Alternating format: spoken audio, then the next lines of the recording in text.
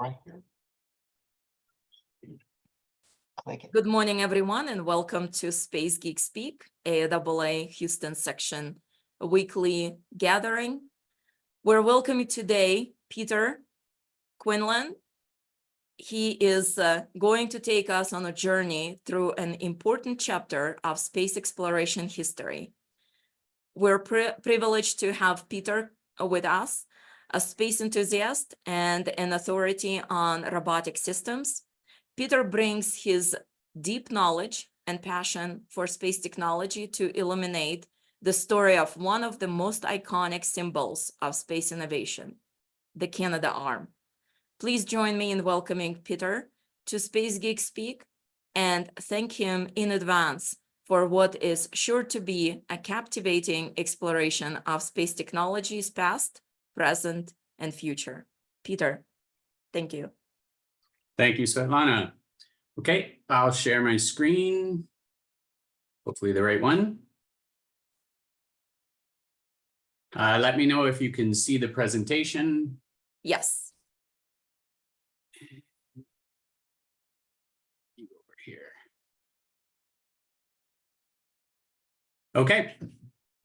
So my name is Peter Quinlan, and I am a program manager at MDA. MDA, as we're going to see, is the company that makes the Canadarm, but also the company that sort of holds the last DNA from Spar Aerospace, which made the original Canadarm. I currently work in program integration on the Canadarm II. So my job is to interface with the Gateway Station. I run the Gateway Robotics integration team, and we make sure that the robot, the big one, the little one, all its tools, is going to work with the way the modules are designing the station. And we resolve that through requirements and design meetings. But today we are going to talk about Canadarm. So Canadarm 1, 2, 3, although 1 doesn't really designated by 1, 2 and 3 are. And you'll see by the time you get to 3, it's not just an arm, it's an entire external robotics system. So we'll go through the history of Canadian space robotics. External vehicular robotics is tied up with Canadian history, so we're going to do a little bit of that. Then we'll take a quick look at the Artemis program, which I think everybody's aware of. And we'll drill down to the Lunar Gateway, where Canadarm III is going to live. And then, of course, we'll answer the question, well, you know, what comes next in this exciting new world where launch prices are dropping like crazy?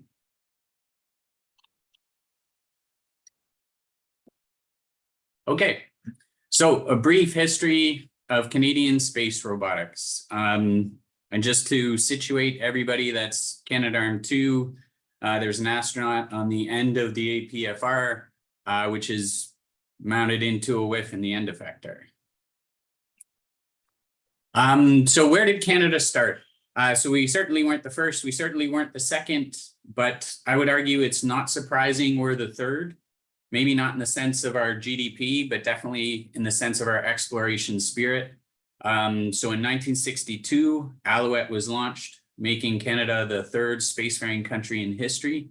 It was designed and built by a company called Spar Aerospace, which is now MDA Space. So what was Spar Aerospace? It's very much a Canadian historic aerospace company, and it weaved together the DNA of 2 very famous Canadian aerospace companies. So there is de Havilland aircraft, which produced iconic aircraft such as the Dash 8, the Beaver, the Twin Otter, etc., for a lot of exploration in Canada's north. It had a special products division, and Avro Canada, which is a very famous part of Canadian history, Avro Aircraft and the Avro Aero, which was canceled just as it was coming to fruition. So Avro Aero had an applied research unit, and those 2 units merged through a management buyout in 1967 to form Spar Aerospace. And as you can see, they essentially merged the 2 names, leaving behind the company names. And you have de Havilland Aircraft and Avro Aerospace DNA now merged together to do space and eventually space robotics. The pictures you see there are the Spar Aerospace building. So that's where Canadarm I was built, Canadarm II as well. A bit of sad news, I guess. We just moved out of that building, but everything has its silver lining. So we've moved to a brand new building, and that's where Canadarm III is going to be built. I consider myself privileged to have worked in this building, given all its history. So Canadarm, the first one, SRMS, Shuttle Robotic Manipulator System, launched in 1981 on the second shuttle mission, Columbia.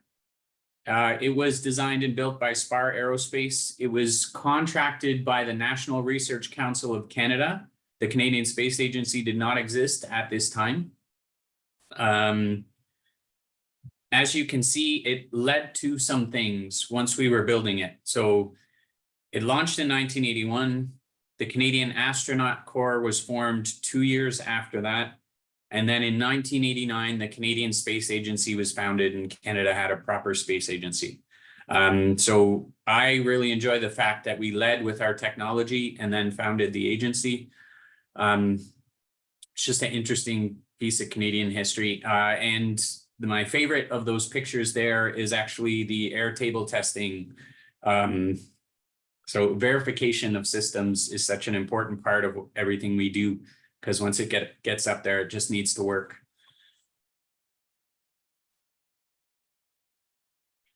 That brings us to the Canadarm II. So as the ISS was being built and launched, it needed its own external robotic arm. So that led to the second Canadarm, the SSRMS. So the Space Station Remote Manipulator System, launched in 2001 on the 100th shuttle mission. It was designed by MDR, which was a subsidiary of MDA. So Spar Aerospace had already turned into MDR in 1999. It was critical in constructing the ISS on orbit. For example, and you can see them in the pictures there, it added the Destiny Lab, it added the Quest airlock, many other modules, really expanding the ConOps around free flyer capture and berthing or rearranging station modules. It would often work in conjunction with the shuttle arm.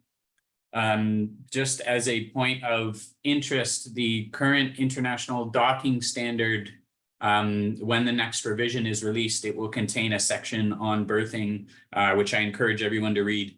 And the Canadian Space Agency will post a publicly readable berthing ConOps document in parallel to it. So I encourage you to go and read that when it comes out, hopefully near the end of this year. And just because free flyer capture is such a cool thing and the Canadarm II makes it look so easy, let's watch this.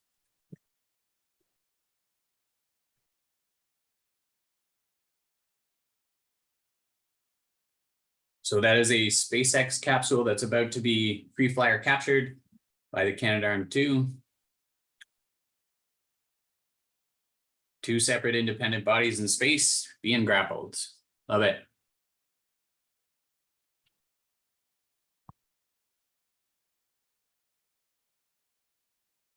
So Canadarm II then came with it a dexterous manipulator. Public knows it as Dexter. Technically, it's called the SPDM, or Special Purpose Dexterous Manipulator. It was launched in 2008 on Shuttle 123, designed and built by MDA, which was MDA at this time. It has two arms that are capable of dexterous operations. The intent was to reduce the amount of external vehicular activity that is needed. So astronauts going outside the station, you can now do some of that stuff with Dexter, and it's compatible with the Canadarm. So it's a complementary system to the Canadarm.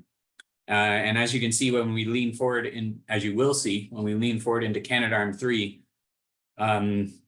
large arm, dexterous arm, all the tools, it's all considered part of the system that is Canadarm.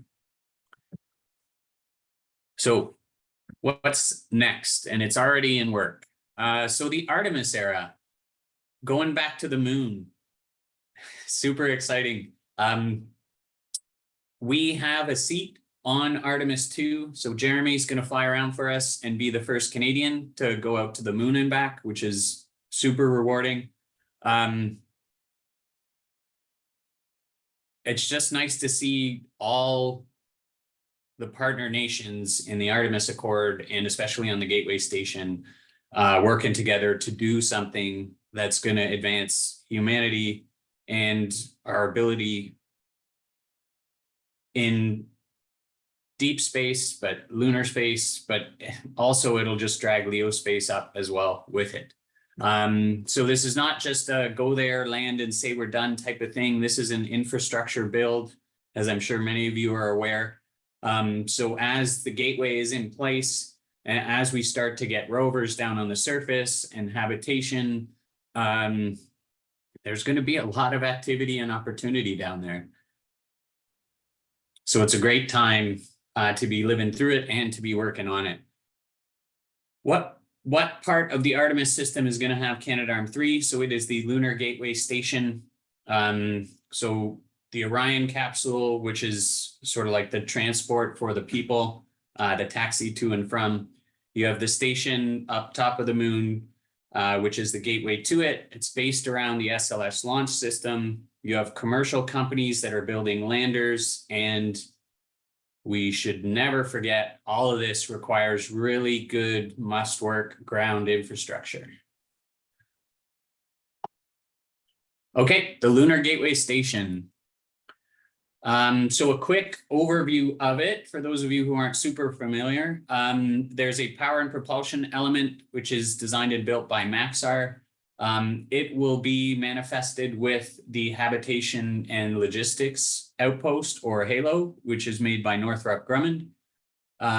It's sort of the bridge, if you will, of Gateway. It's where you will do the command and control all the work.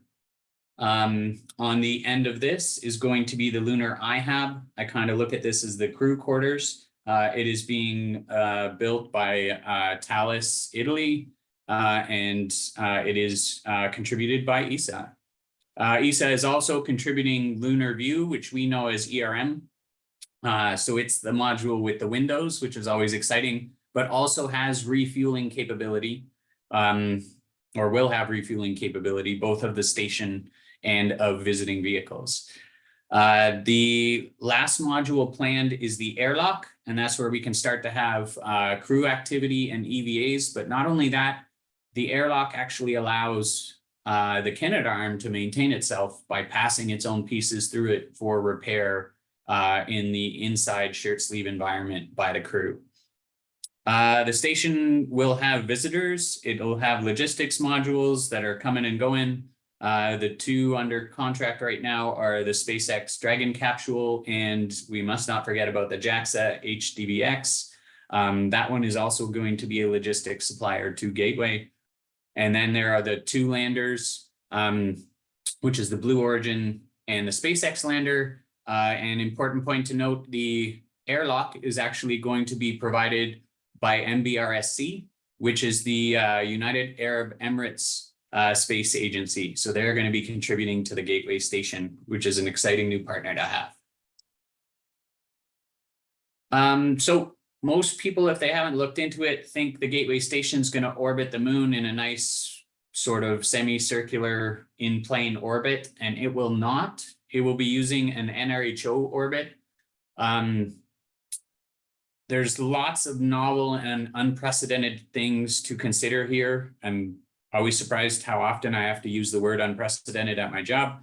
But with this type of orbit where you get close to the moon and then you fire out fairly far away and then loop back, it has a lot of advantages in terms of getting close to the surface when you're coming around near the moon, but it leads to a lot of interesting deep space environments that you're going to be passing through.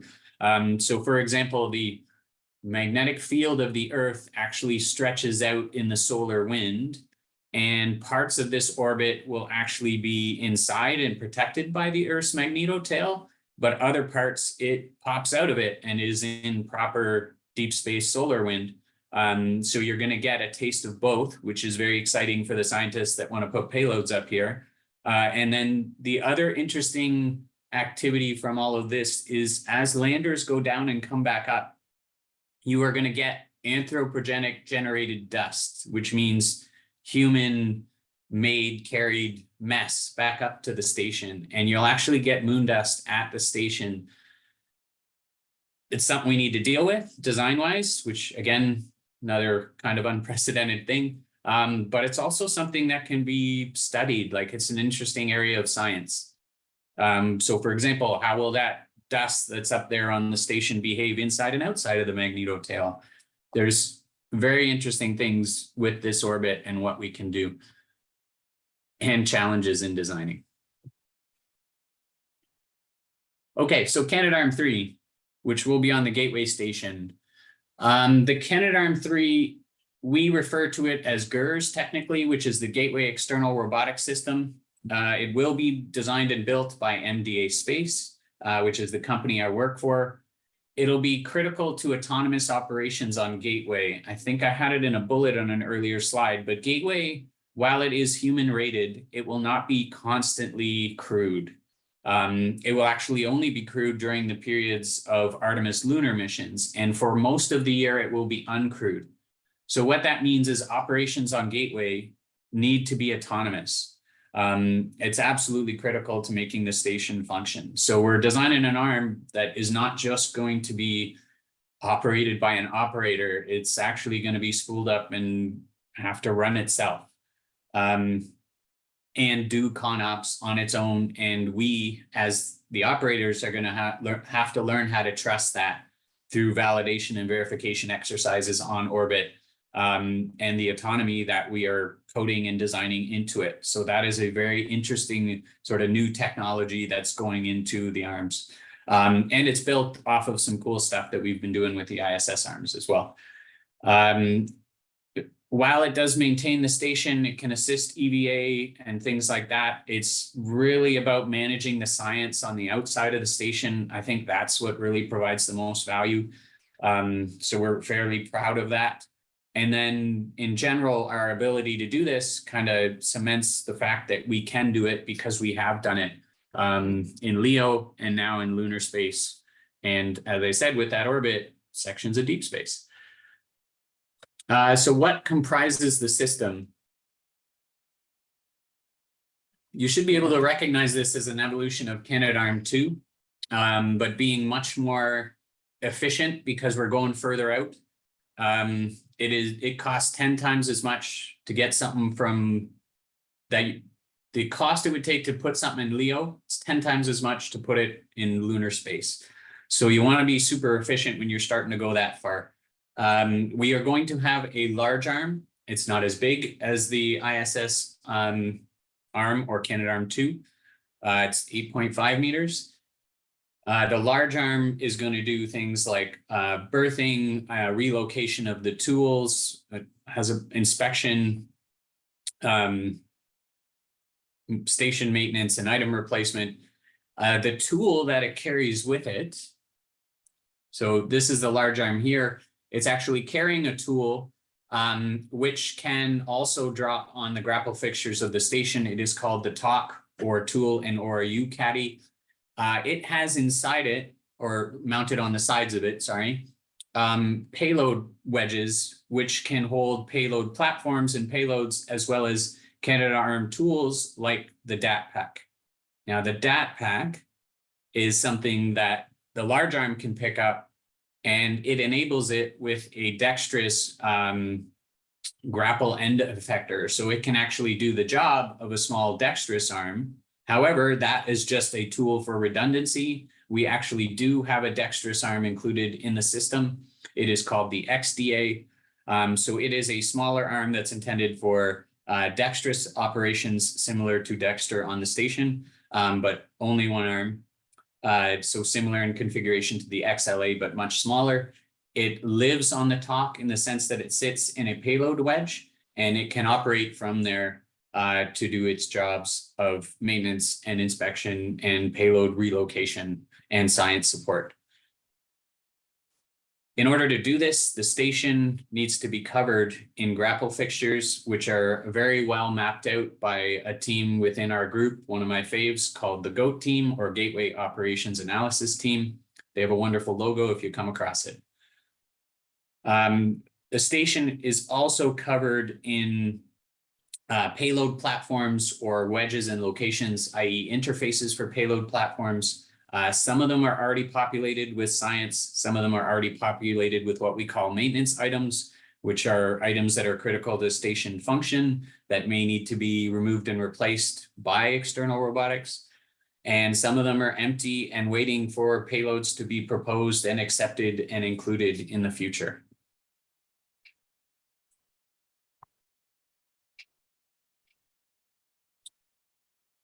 So what's next? Where do we go from there? I think the new space economy needs more robot arms. Canada definitely has the expertise to do it. And MDA Space is taking what we've learned on Canadarm, Canadarm II, Dexter, Canadarm III, the entire system, and we're moving that towards commercial robotics products. We've already started winning some contracts, so we have robotic interfaces that are going on the Axiom station, and we're in the middle of design and test for those. And recently announced Lunar Dawn LTV. One of the winners was the Lockheed Martin proposal, which contains an MDA Space arm in the proposal that will be mounted on the back of the rover.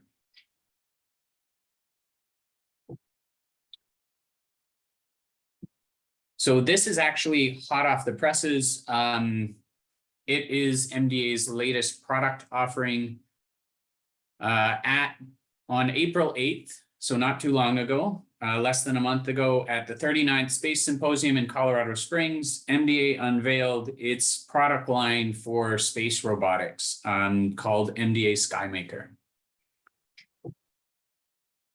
So MDA SkyMaker is essentially a kit of parts and designs that we have, which will allow us to answer mission needs. So if somebody comes to us with a specific mission that they need, we will already have pre-designed, pre-tested kits of parts and software, all to be able to build an arm that meets the mission goals and needs. We know what we're doing. We have the experience. And we've already been a trusted partner in space robotics.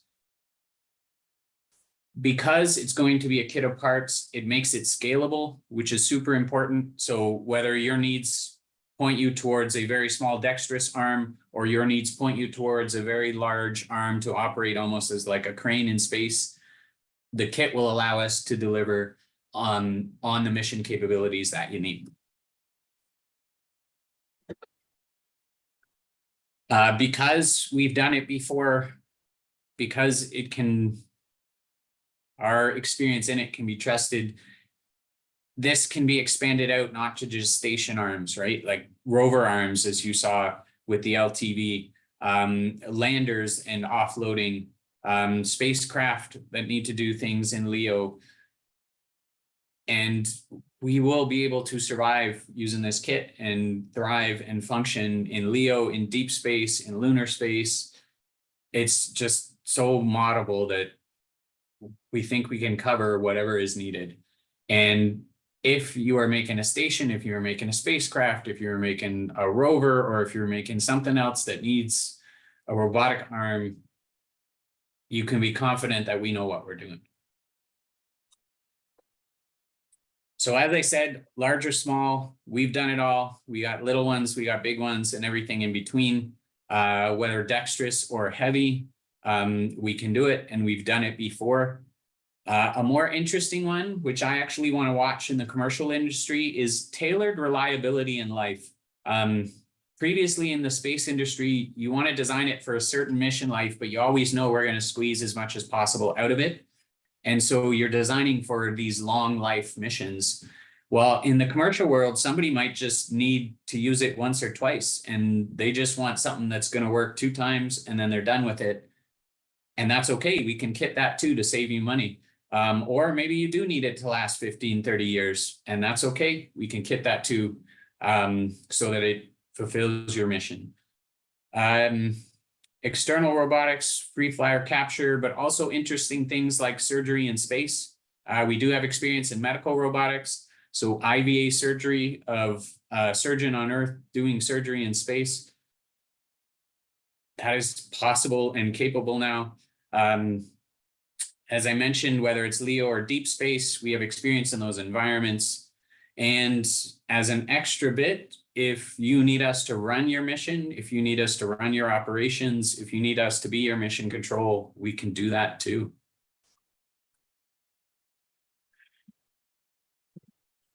And that's the evolution of the Canadarm and MDA Space as a company, and how it contains a little bit of Spar Aerospace, and where Canadian space robotics and external space robotics are going to go in the future.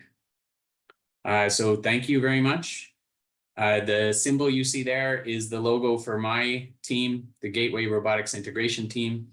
And I think we have one of them on the line. Thank you, Jeff, for joining. So Svetlana, are we doing questions? Yes. Okay.